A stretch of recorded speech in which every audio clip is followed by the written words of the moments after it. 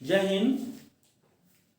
Kumar career YouTube channel पर आप लोगों को समसामयिकी मुद्दे के बारे में विभिन्न क्षेत्रों से जो भी प्रतियोगी परीक्षाओं के दृष्टिगत महत्वपूर्ण तथ्य हैं, विषय हैं या जो चर्चा में हैं, चाहे राष्ट्रीय हो चाहे अंतर्राष्ट्रीय तथ्य हो, उसका वीडियो देने के लिए हम कहे थे। उसी के परिप्रेक्ष्य में आज हम लोग देखेंगे ऑपरेशन गंगा।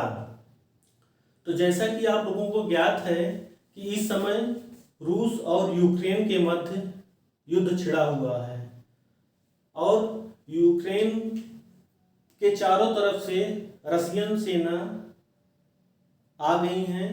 अब यूक्रेन विश्व के सभी देशों से सहायता के लिए मनुहार कर रहा है। आगे युद्ध में क्या होता है ये तो भविष्य गर्त में है, लेकिन वर्तमान में यूक्रेन में हजारों भारतीय हैं जो कि वहाँ पढ़ाई करने के लिए गए हैं, व्यवसाय करने के लिए गए हैं।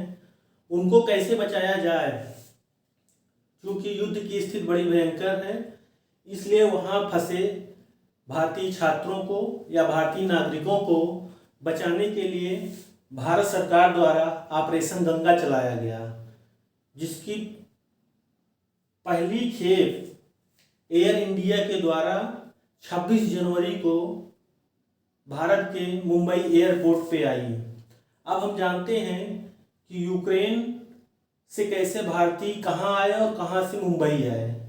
तो आप लोग देखेंगे कि रूस के बगल पश्चिम और दक्षिण में यूक्रेन है, जिसकी राजधानी कीव है, और यूक्रेन के पश्चिम और दक्षिण में रोमानिया है, जिसकी राजधानी बुखारेस्ट है। तो यूक्रेन और रोमानिया के सुकिएवा सीमा चौकी से भारतीयों को बुखारेस्ट एयरपोर्ट, जो कि रोमानिया की राजधानी बुखारेस्ट है, वहाँ के एयरपोर्ट पे बस के द्वारा लाया गया। फिर वहाँ से एयर इंडिया की फ्लाइट से मुंबई एयरपोर्ट लाया गया, जहाँ पर केंद्रीय मंत्री पीयूष गोयल जी सभी भारतीयों का स्वागत किए। अब तक 700 भारतीय भारत आ चुके हैं। भारत सरकार ने सभी भारतीयों से धैर्यपूर्वक कार्य करने की अपील की है और यह कहा है कि प्रत्येक भारतीय जब तक अंतिम भारतीय को वहाँ से नहीं ला लेंगे तब तक हमारा ऑपरेशन ये चलता रहेगा। तो अब हम समझते हैं कि यूक्रेन के पड़ोसी देश कौन है, उसकी राजधानी क्या है, क्योंकि हंगरी से भी फ्लाइट आएगी, जहाँ जिससे सुविधा होगी वहाँ से भारतीयों को लाया जाएगा।